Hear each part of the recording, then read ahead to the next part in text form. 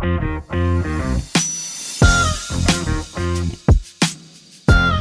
안녕하세요.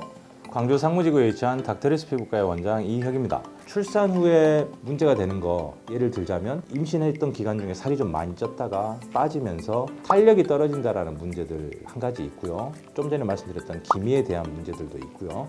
그리고 여드름이나 피부 트러블 같은 게 잘 생길 수도 있어요. 이런 정도의 문제들이 생기는데 우리 몸의 변화는 출산 후에 다시 좋게 만들려는 그런 변화들이 반드시 일어납니다. 그러니까 몇 가지만 노력하시면 돼요. 강한 클렌징은 피하시고 보습제를 잘 바르는 건 너무너무 중요하고요. 기미가 문제가 되는 경우가 많기 때문에 선크림 잘 바르시고, 탄력이 떨어졌다고 고민하시는 분들 근육 운동을 통해서 근육이 탄탄하게 잘 만들어져야 되거든요. 그러니까 운동 열심히 하시고요. 단백질 섭취 잘 하시고 비타민C도 열심히 드시고, 그리고 햇빛 노출 최대한 삼가하시고 스트레스 덜 받고, 그런 요소들을 잘 지켜나가시면 출산 후에도 별 문제 없이 잘 되돌아올 수 있어요. 아이를 키우면서 이런 여러 가지 노력들을 한다는 것이 쉽지는 않지만 포기하지 마시고 노력하면 되돌아갈 수 있다는 걸 반드시 기억하시고 희망을 잃지 마시고 노력하시기 바랍니다.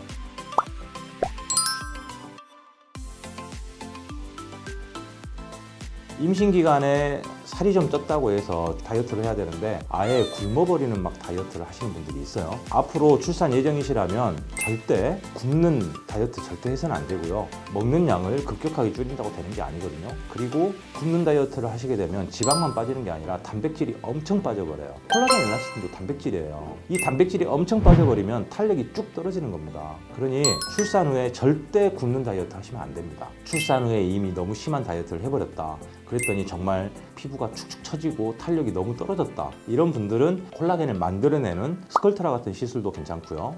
이중턱 같은 게 있고 볼살이 처지는 현상이 생기고, 이런 분들은 벨카이라라는 주사나 혹은 더블로 같은 이런 시술들을 통해서 살을 좀 뺄 수도 있고요. 그리고 두 번째, 출산성 기미는 그냥 생겼다가 바로 없어지는 사람도 있거든요. 바로 없어지는 분들은 출산 후 1개월 혹은 3개월 그 정도 안에는 대개는 없어져요. 그런데 3개월이 넘어서도 기미가 계속 남아있다, 그러면 그분들은 계속 오랫동안 기미가 존재하든 더 심해질 가능성도 있는 분들이거든요.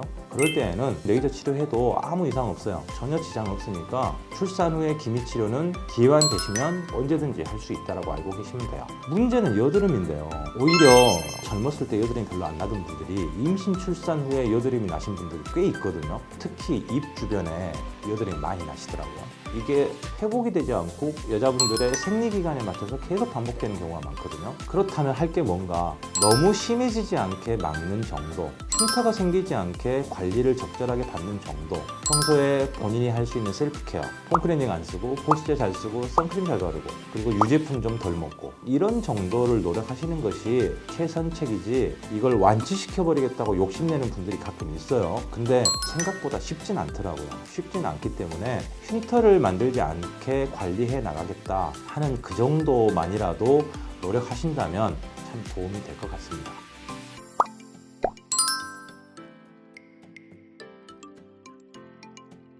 누구나 다 이런 문제가 생기자마자 피부과로 달려오진 않잖아요. 인터넷에 있는 카드라 통신 너무 그대로 믿고 그대로만 하시려고 하지 마시고요. 두 번째, 요즘 판매하고 있는 LED 마스크 있죠? 적당히 하면 괜찮아요. 그런데 이 역시 한 가지만 말씀드릴게요. 너무 과하게 욕심내다가 화상을 입고 오는 분도 분명히 있습니다. 그러니 그 회사나 의사들이 말하는 적정 시간, 적정 관리 시간 정도는 지켜주시고 너무 과하지 않게 하는 것이 좋을 것 같아요.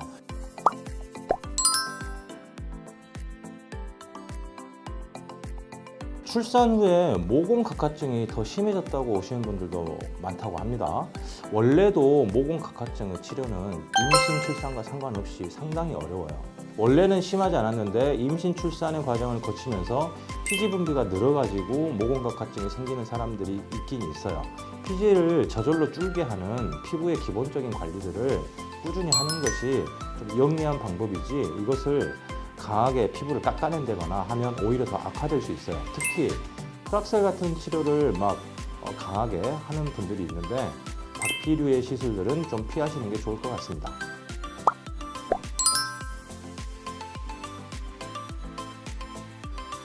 출산 후에 오히려 출산 전보다 훨씬 더 피부가 건조해졌다 이런 분들도 계세요. 알로에를 이용한 관리도 있고요. 또 물광주사 같은 것도 있어요. 그런 물광주사류의 시술들 이런 것들이 좀 도움이 될 것 같고요. 레이저 치료는 오히려 피부를 더 건조하게 만들 수 있습니다. 건조함이 굉장히 심하시다면 피부의 수분 상태를 끌어올린 뒤에 하시는 게 좋다고 생각이 됩니다.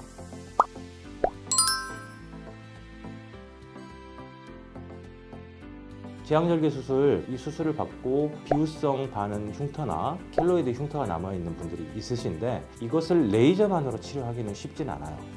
크기를 줄이는 것은 어쩔 수 없이 아주 강한 스테로이드 주사를 맞는 것이 유일한 방법이고요. 다음에 색깔을 좀 원래 피부하고 비슷하게 되돌려주는 거, 이 부분에서는 레이저가 작용을 하거든요.